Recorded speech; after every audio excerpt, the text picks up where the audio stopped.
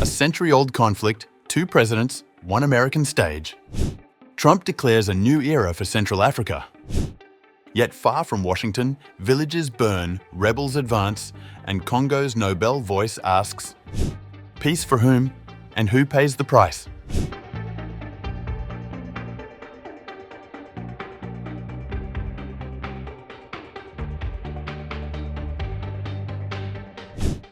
In a dramatic diplomatic push, US President Donald Trump brought the leaders of the Democratic Republic of Congo and Rwanda together in Washington on December 4th to sign what the White House is calling the Washington Accords, an ambitious deal aimed at cooling one of the world's deadliest, longest-running conflicts and opening the door to major Western investment in critical minerals. Trump framed the moment as a historic breakthrough, marking the first time in years that the presidents of the Congo and Rwanda have sat side by side under American mediation. For more than 30 years, one of the worst conflicts on earth has been raging in eastern Congo. Millions and millions of people have been tragically killed, went on forever, and countless more have been displaced from their homes. Families have been destroyed. It's been a disaster. Many administrations have tried, but probably not too hard, knowing who preceded me. But they tried. It says they've tried, but we tried harder to end this conflict. But they've accomplished, obviously, they accomplished very little because the killing went on at levels that just got worse and worse.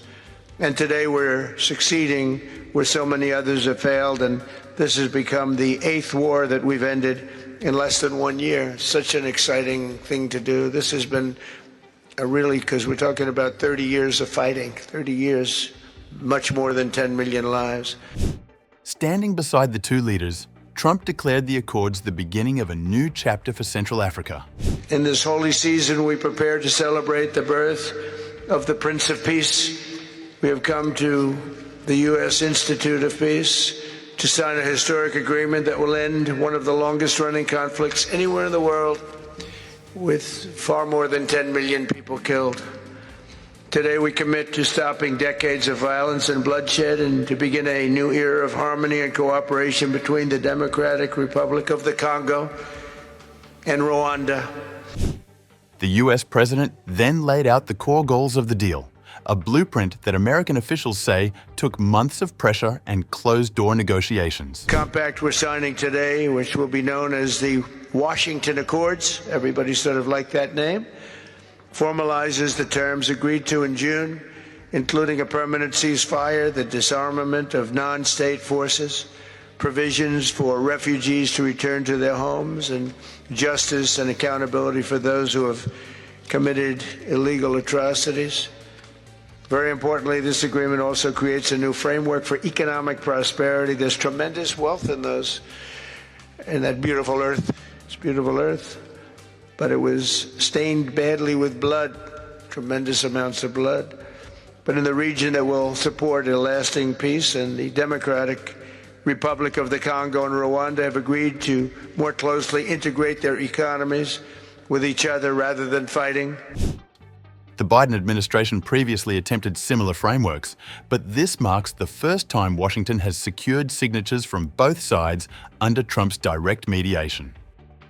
Trump also announced that the United States had signed its own bilateral agreements with Congo and Rwanda, deals that will unlock US access to vital minerals and, according to the White House, spur economic opportunities for all 3 countries. Rwandan President Paul Kagame and Congolese President Felix Tshisekedi are also expected to reaffirm their commitment to a US-brokered peace pact from June and an economic integration framework agreed last month. A senior White House official says new agreements will cover minerals, security coordination, and economic partnership. But analysts warn that while US diplomacy has temporarily slowed the pace of fighting in eastern Congo, it has not resolved the core drivers of the conflict. Earlier this year, the M23 rebel group, widely backed by Rwanda, seized the region's 2 largest cities in a rapid offensive that raised fears of a full-scale war. And even as the leaders signed the peace accords in Washington, clashes continued on December 4th in South Kivu. rebels and the Congolese army accused each other of breaking the most recent ceasefire. M23 was not invited to Washington and is not bound by any of the new commitments. Congolese spokesperson Patrick Muyaya, speaking in Washington ahead of the signing, said the renewed fighting was proof that Rwanda doesn't want peace. A senior US official defended the deal, saying it recommits the parties to the peace process and reflects months of intensive diplomacy led by President Trump, who made it clear to both the Democratic Republic of Congo and Rwanda that the status quo was unacceptable. But many inside Congo see something very different.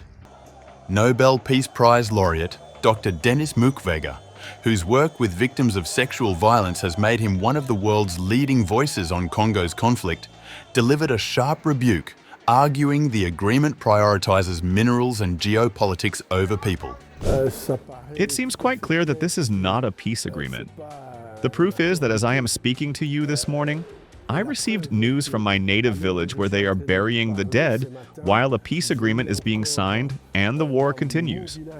The M23 continues to conquer territory. So to talk about a peace agreement is simply mocking all these victims who continue to suffer in this region. He went on to criticize the agreement's legitimacy, arguing that it excluded those most affected by the conflict.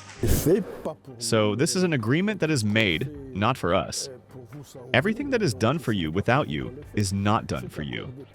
This peace agreement for us is not inclusive. Civil society is not involved. As a result, we consider it a peace agreement that is not sustainable either.